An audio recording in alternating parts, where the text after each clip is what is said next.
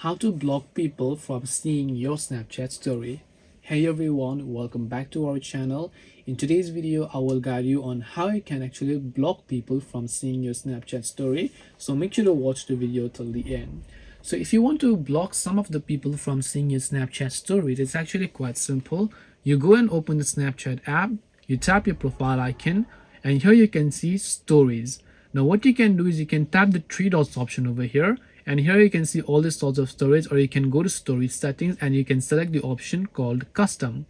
Once you select custom, you can see block friends from seeing new snaps you add to your story. So here you can just select the people that you don't want to see your story.